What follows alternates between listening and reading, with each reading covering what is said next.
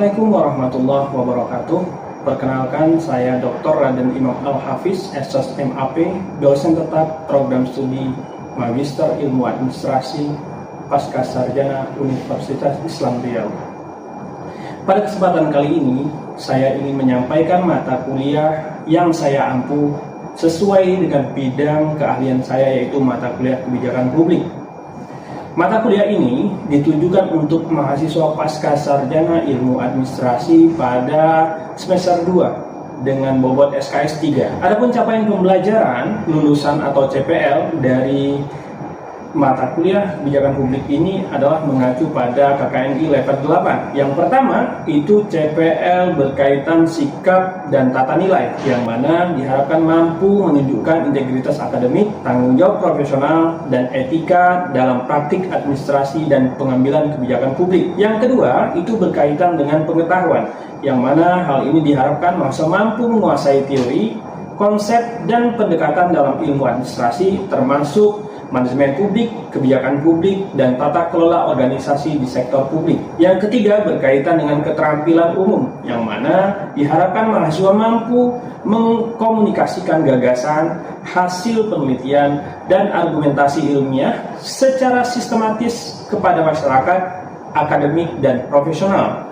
Yang keempat berkaitan keterampilan khusus, yang mana mahasiswa diharapkan mampu menganalisis, merumuskan, dan mengevaluasi kebijakan publik secara kritis berdasarkan data, teori, dan konteks sosial politik. Adapun capaian pembelajaran mata kuliah CPMK dari mata kuliah kebijakan publik ini, yang pertama, mahasiswa diharapkan mampu menjelaskan teori, model, dan proses formulasi kebijakan publik dalam konteks lokal, nasional maupun global. Yang kedua, mahasiswa diharapkan mampu menganalisis masalah publik secara profesional, komprehensif, menggunakan pendekatan multidisipliner. Yang ketiga, mahasiswa diharapkan mampu merumuskan alternatif kebijakan berdasarkan bukti empiris, pertimbangan etis, dan efektivitas implementasi. Yang keempat, mahasiswa diharapkan mampu mengevaluasi kebijakan publik menggunakan teknik analisis kebijakan dan alat evaluasi yang sesuai. Yang kelima, mahasiswa diharapkan mampu menyusun makalah akademik atau policy brief yang argumentatif dan berbasis data dalam bidang kebijakan publik. Dalam mata kuliah kebijakan publik ini,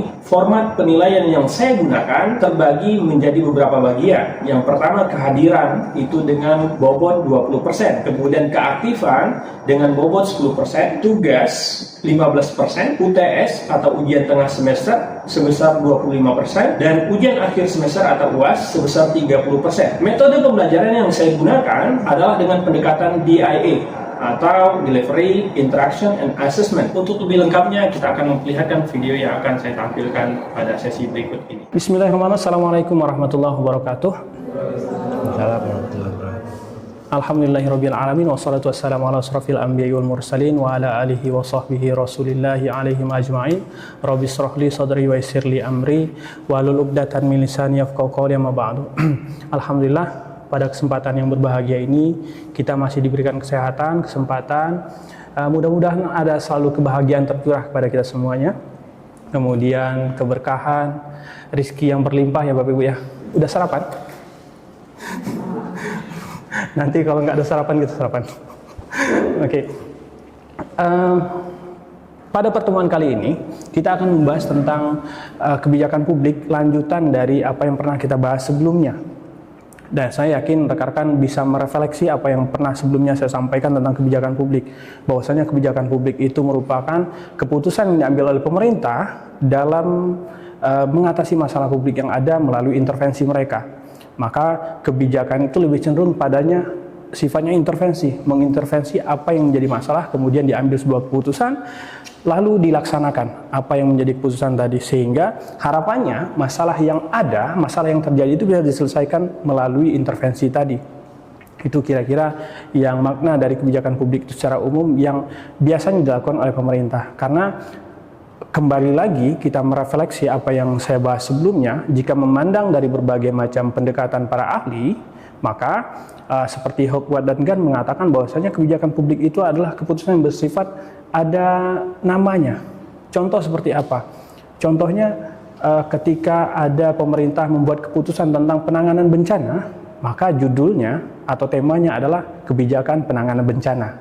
Jadi pandangan Hukwat dan Gan mengatakan bahwasanya kebijakan publik itu adalah sebuah keputusan yang memiliki nama tertentu atau penamaan terkait dengan masalah yang dibahas. Oleh karena itu, jika memandang kebijakan publik dari perspektif Hukwat dan Gan, maka setiap kebijakan itu pasti mempunyai nama. Namanya itu untuk mempermudah orang terhadap masalah spesifik apa yang dibahas. Misalnya penanganan banjir, pendidikan, kesehatan, maka ada nama-nama tersendiri yang disematkan pada kebijakan tersebut. Nah, sifatnya kebijakan itu ada sifatnya tertulis, ada yang tidak. Contoh yang dilakukan Wali Kota Pekanbaru. Rekan-rekan ada yang mau membahas masalah kemarin yang dibahas Wali Kota Pekanbaru tentang apa? Yang sifatnya tidak tertulis. Pak Hari mungkin ada yang mau sampaikan? Yang kemarin Pak Wali Kota turun ke jalan jam 1 malam ke jalan Arifin Ahmad. Sampah ya Pak? Masalah sampah dan penanganan banjir ketika hujan terjadi. Nah, ketika itu dilakukan oleh wali kota, beliau melakukan sebagai pengintervensi.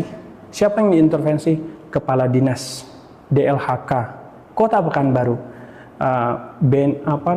penanganan bencana itu. Mereka ikut serta di dalamnya. Ketika ditelepon wali kota, mereka ikut. Mau tidak mau mereka harus ikut karena ada intervensi yang dilakukan oleh pimpinan pada saat itu. Nah, lemahnya ketika kebijakan publik ini terjadi, ketika pimpinannya itu tidak berlangsung lagi, tidak berlanjut lagi di masa yang akan datang, itu tidak akan diikuti. Nah, sifat kebijakan kedua adalah kebijakan yang tertulis, yang kita kenal dengan peraturan daerah, peraturan wali kota, peraturan bupati, peraturan gubernur, presiden, menteri, dan sebagainya, itu sifatnya tertulis.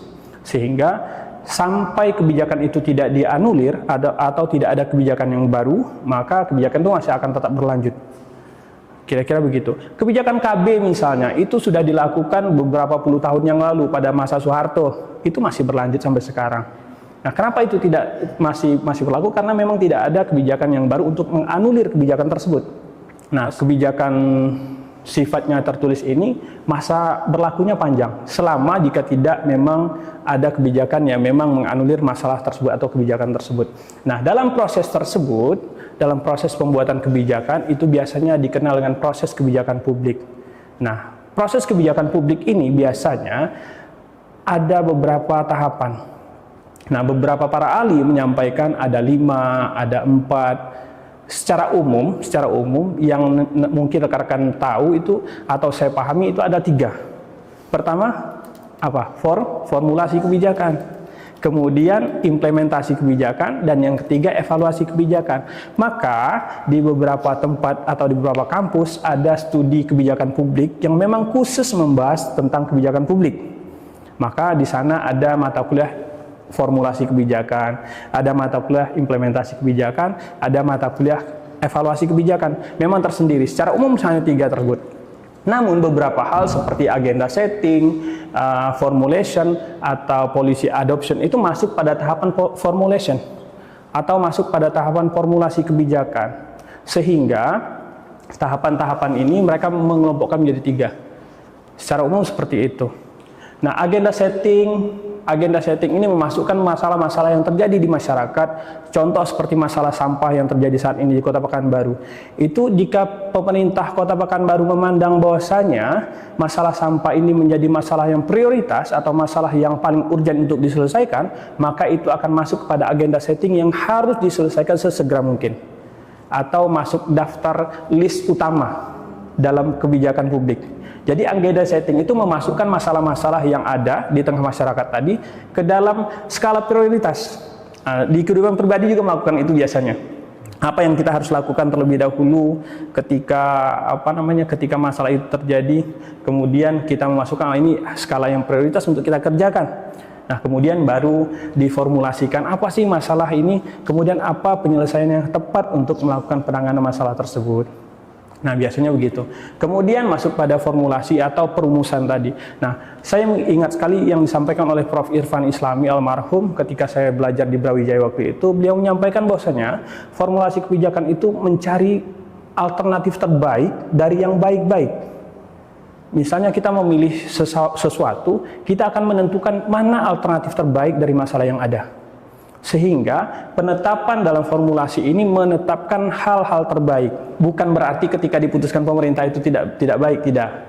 Karena saya meyakini juga bahwasanya pemerintah itu ketika memutuskan sudah melalui tahapan ini. Walaupun mungkin yang dilihat adalah berbeda dari apa yang diharapkan. Karena memang pada saat pelaksanaan itu akan terjadi berbagai macam masalah yang membuat kebijakan itu tidak berjalan secara sempurna. Oleh karena itu nanti akan ada tahapan evaluasi namanya. Setelah implementasi dilakukan, berjalan, kemudian ada hasilnya, baru nanti dievaluasi. Apakah memberi dampak atau tidak? Jika memberikan dampak yang baik, maka akan diteruskan kebijakan tersebut, akan terus berjalan, akan terus berlangsung. Tapi jika memang dinilai ada kelemahan atau kekurangan, maka di sanalah nanti akan terjadi perbaikan. Prosesnya bisa kembali kepada formulasi untuk dirumuskan kembali, atau dilakukan perbaikan pada tahapan yang mana yang menjadi kendala. Sehingga di masa yang akan datang ketika kebijakan itu berjalan, itu akan memperbaiki apa yang sudah selama ini didapati dalam kendala yang dilaksanakan. Kira-kira begitu. Kemudian masuk policy implementation atau pelaksanaan kebijakan. Kebijakan yang tadi dirumuskan dengan panjang lebar, mendatangkan masyarakat, mendatangkan tokoh agama, tokoh masyarakat, kemudian diadopsi menjadi sebuah kebijakan. Maka di sana ada namanya pengesahan kebijakan. Ketika pengesahan kebijakan itu berlangsung, setelah dilakukan, kemudian baru ada tahapannya di dalam policy implementation ini. Sebelum itu ada namanya sosialisasi kebijakan. Nah, biasanya setiap kebijakan pasti harus disosialisasikan dan harus disosialisasikan. Biasanya paling tidak 3 bulan itu tahapan sosialisasi. Selama tahapan sosialisasi itu, jika memang ada penegakan hukum atau pelanggaran yang jika dilakukan pelanggaran ada sanksinya atau dendanya, itu masa sosialisasi itu tidak berlaku. Dalam artian ketika sosialisasi berlangsung, itu hanya memperkenalkan kepada masyarakat, pada publik bahwasanya ada kebijakan baru yang harus dilakukan, harus dipatuhi. Ketika kebijakan sudah dilakukan, maka nanti akan didistribusikan siapa pelaksananya, siapa instansi pemerintah yang memang bertanggung jawab dengan hal tersebut. Kemudian seberapa banyak sumber daya manusia yang harus dikerahkan, seberapa banyak sumber daya keuangan yang memang menjadi anggaran untuk berhasilnya kebijakan tersebut. Baru pada tahapan evaluasi. Nanti evaluasi ini untuk menilai dampaknya, apakah dampak baik yang ditimbulkan atau dampak buruk dari kebijakan tersebut. Maka ini merupakan satu siklus dalam proses kebijakan publik yang memang harus terjadi. Tetapi itu tadi, kalau berpandangan pada prosesnya, ada, kalau di sini mengatakan, Anderson mengatakan ada 5 prosesnya, mulai dari agenda setting, kemudian formulasi kebijakan, adopsi kebijakan, kemudian ada implementasi melaksanaan kebijakan tadi, sampai pada evaluasi kebijakan. Siklusnya berlanjut pada agenda setting lagi. Nah, itu satu siklus yang terus berjalan, yang ketika terjadi masalah itu bisa dilakukan perbaikan di masa yang akan datang. Nah, ini untuk proses kebijakan. Mungkin dari sini ada yang mau dibahas terlebih dahulu, silakan Pak. Ya, terima kasih Pak. Mungkin kalau kita berbicara apapun bentuk dari kebijakan publik, ya, itu yang maksudnya begini, sebaik atau sesempurna apapun sebuah sebuah formula yang dibuat dalam sebuah kebijakan, tentu itu tidak akan terlepas dari komitmen pelaku atau yang akan melakukan. Sebenarnya yang salah satu contoh yang sedang hangat-hangatnya sekarang itu adalah terkait dengan perubahan kebijakan SPMB, sistem penerimaan murid baru. Kalau di pemerintahan sebelumnya itu kan namanya PPDB. PPDB sekarang namanya SPMB.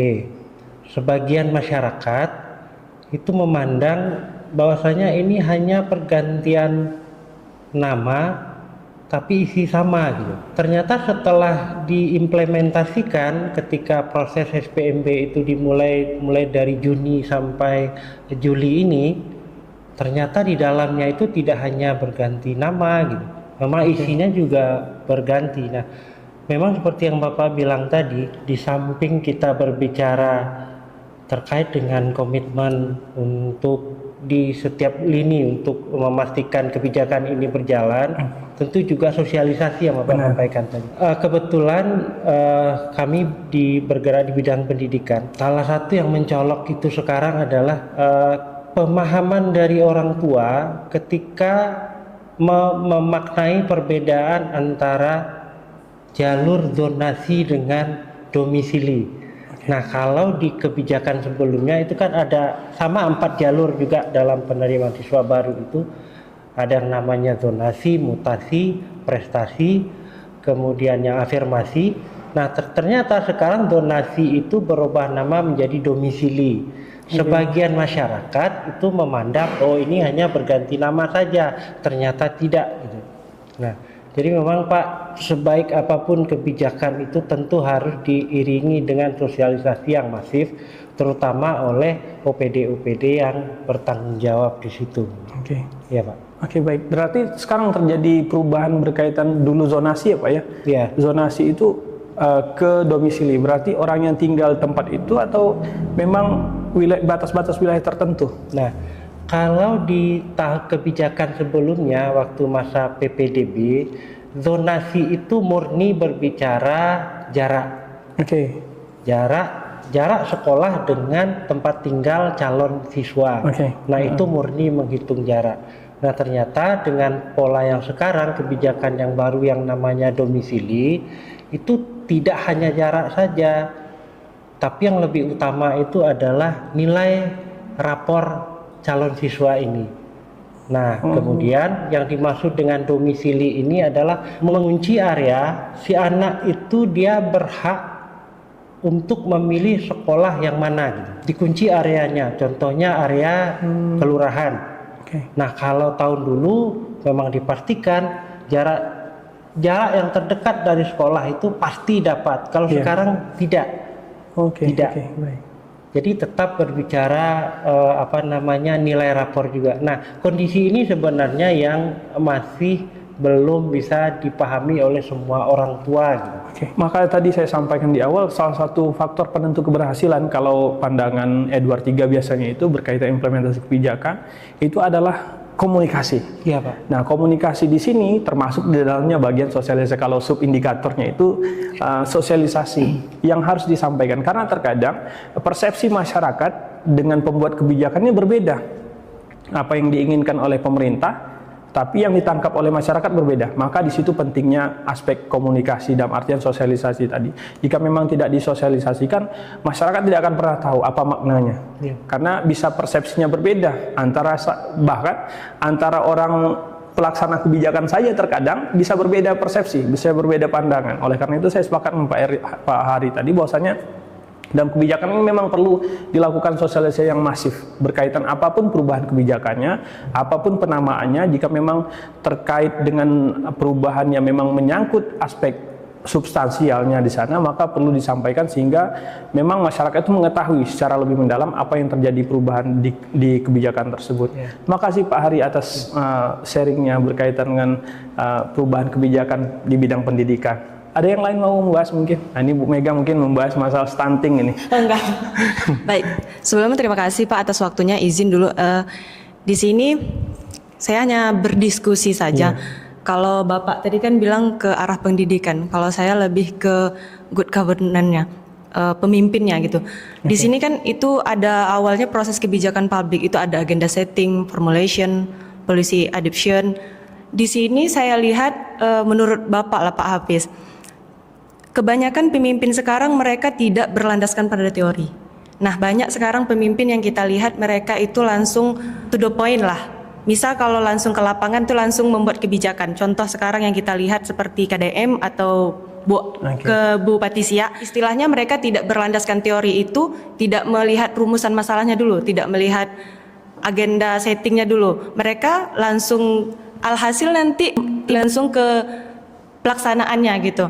Jadi tanpa melihat apakah permasalahan di lingkungan tersebut gimana masalahnya, alih-alih mereka langsung terjun ke lapangan tanpa berlandaskan teori, tanpa perumusan masalah di atas gitu di kebijakan publik tadi. Jadi kalau menurut Bapak lebih efektif mana, mereka yang pemimpin yang memang berlandaskan teori atau memang yang to the point gitu? Oke, baik. Terima kasih Bu Mega atas pertanyaan yang saya pikir sangat bagus dengan apa yang disampaikan, karena ini beberapa kali terjadi dan sering sekali terjadi di pemerintah ketika melihat berbagai macam situasi dan kondisi, mereka langsung memerintahkan untuk lakukan ini.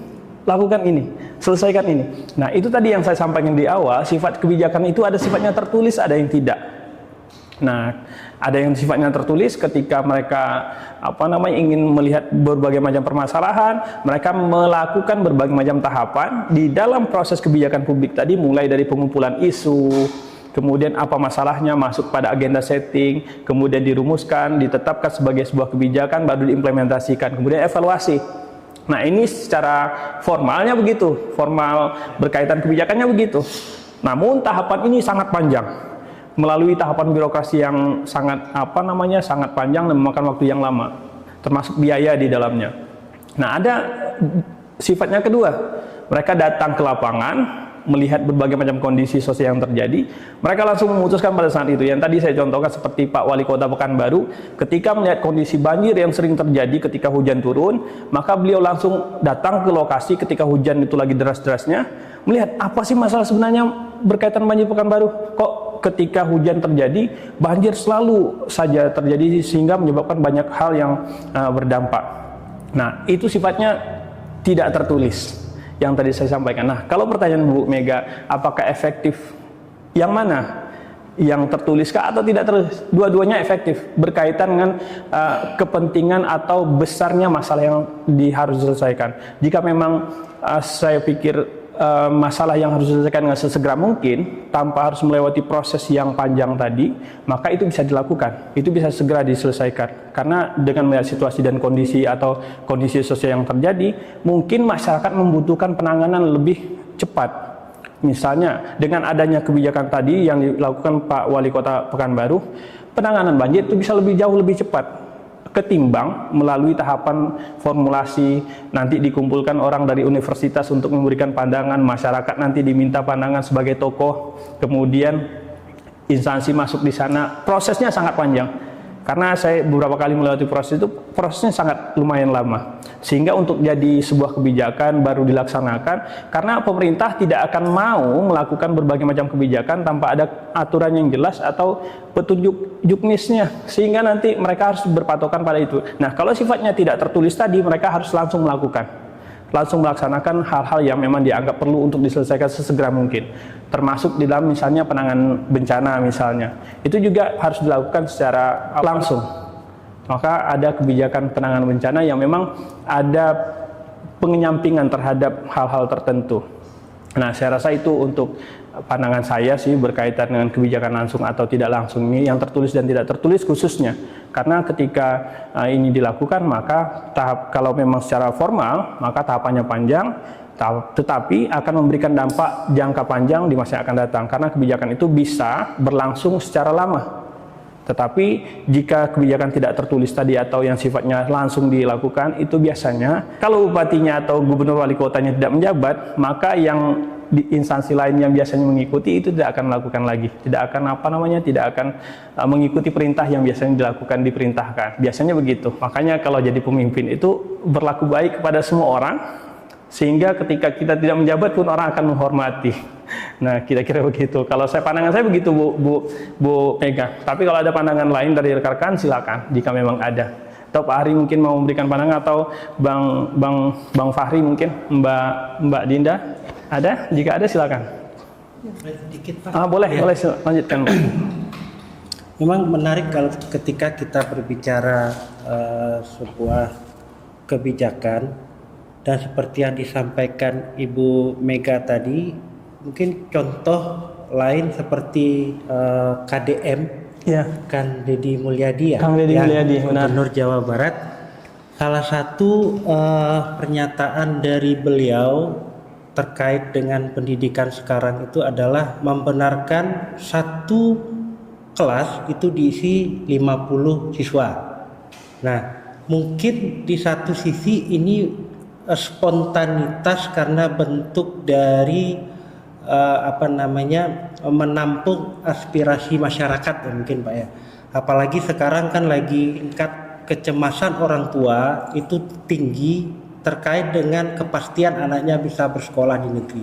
Dan salah satu statement yang keluar itu adalah beliau membenarkan satu kelas atau satu rombel itu 50 orang. Sementara itu kan melanggar aturan. Di Permen itu sudah dinyatakan kalau untuk jenjang satuan SMA, satuan pendidikan SMA itu kan maksimal taruhlah 32. Terkadang hal-hal seperti ini masyarakat lebih memandang kepada statement spontanitas dari seorang kepala daerah gitu. Karena ini menganggap sebagai solusi insidensial yang diberikan oleh kepala daerah. Tapi di satu sisi ini kan melanggar dengan aturan. Nah, seperti yang disampaikan oleh Bu Mega tadi dan Bapak, saya sepakat.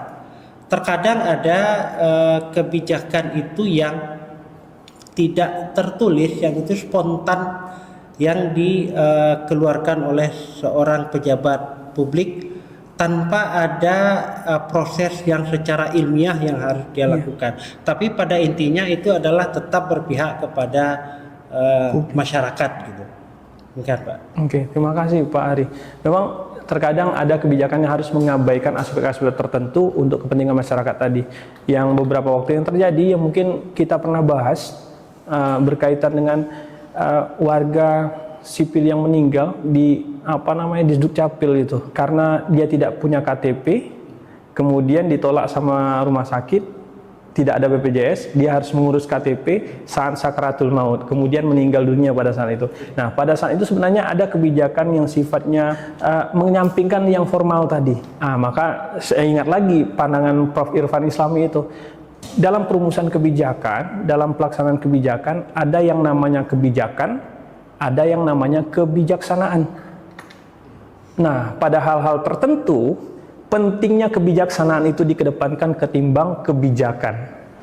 Karena kalau kebijakan berfokus pada kebijakan, maka kita akan berfokus pada standar operasional prosedur yang ada, sehingga jika tidak ada SOP tersebut, maka orang tidak akan berhak mendapatkan layanan tadi. Nah, satu sisi ada hal-hal yang memang bisa dikesampingkan atau bisa diabaikan sementara waktu. Karena ada aspek yang paling krusial, menyelamatkan nyawa orang misalnya begitu. Nah, harapannya ini bisa tidak terjadi lagi di masa yang akan datang, maka perlu adanya kebijaksanaan dalam pelaksanaan sebuah kebijakan. Tidak hanya kebijakan yang perlu dilakukan, tetapi adanya pelaksanaan kebijaksanaan. Yang memang harapannya ketika ada hal-hal seperti ini, kebijaksanaan ini muncul. Nah, tadi mungkin ya melihat keadaan-keadaan yang dilakukan oleh KDM tadi, ada kebijaksanaan yang mungkin dilihat kondisi-kondisi sosial masyarakat yang memang membutuhkan itu. Sehingga satu sisi dia mengenyampingkan kebijakan yang memang ada. Kira-kira begitu. Saya sepakat juga lagi sama Pak Hari. Memang begitu kondisinya. Karena memang kalau melihat berbagai macam kondisi sosial yang terjadi, kita lebih banyak mengenyampingkan kebijaksanaan ini. Yang kita lakukan adalah kebijakan. Standar operasional prosedurnya harus terpenuhi. Orang harus bikin KTP dulu sedang sakaratul maut, ngambil sidik jari terlebih dahulu. Nah, ini kondisi-kondisi miris yang terjadi. Dan itu terjadi di kita. Nah, kira-kira begitu berkaitan dengan pembahasan formulasi kebijakan ini. Mungkin untuk pekan depan ada tugas yang harus rekan-rekan selesaikan berkaitan dengan proses formulasi ini.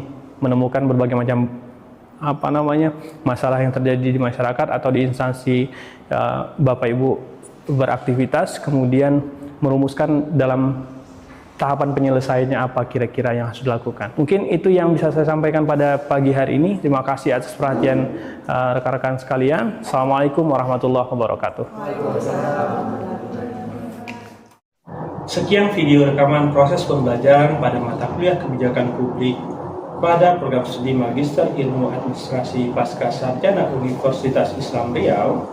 Video ini digunakan sebagai salah satu syarat penyusunan dokumen pernyataan diri dosen dalam unjuk kerja Tridharma Perguruan Tinggi atau PDD UKT-PT sertifikasi dosen gelombang 1 tahun 2025. Semoga dengan adanya video ini bisa menjadi bahan pertimbangan yang baik dalam proses penilaian sertifikasi dosen gelombang 1 tahun 2025 ini. Akhir kata, saya ucapkan terima kasih. Wassalamualaikum warahmatullahi wabarakatuh.